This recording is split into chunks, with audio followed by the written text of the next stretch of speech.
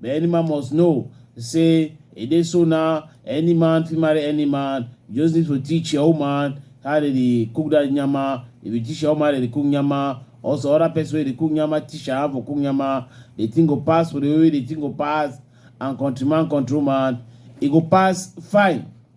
Countryman, countrywoman, we'll study tori now to wait.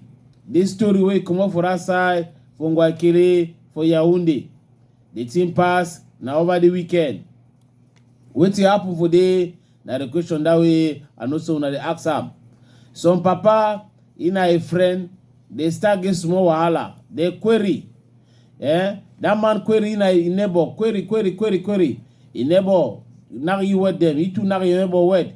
He never throw it talk. He too throw he never talk. He never throw it talk. He throw he never talk. Then he never talk now go reach to play with a hottie. They be there for bar.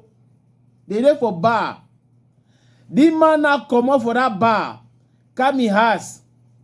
Go take knife. Enter that neighbor house. They find the 3 pikin them for quarrel them one time. As he come, pikin for 8 years and 9 years they run. They go lock themselves inside room. The one for 6 years, it be the chubby pinga with the chocolate.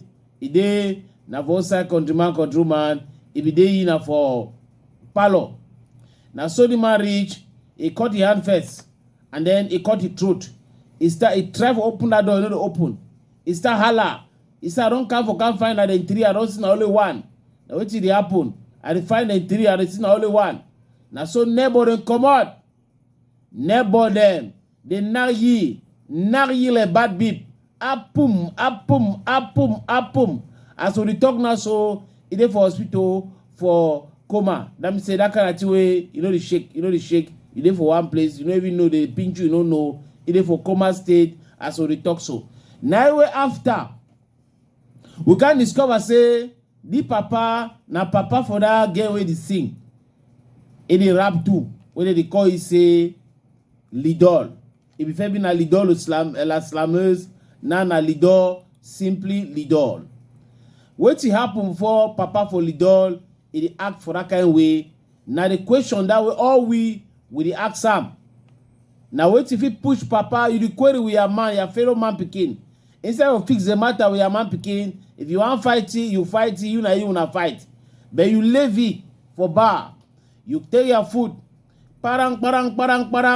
You go now for house. You go take knife. Go for your house for quarrel or you picking them. I don't know what the man tell Lydol papa.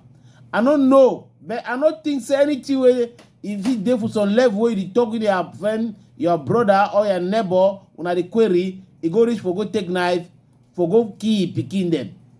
For go kill all you picking them. Because at the thing that way, it dey. If you want surely quarrel all the man picking them. So that question would ask him. Now question we no fit get answer now.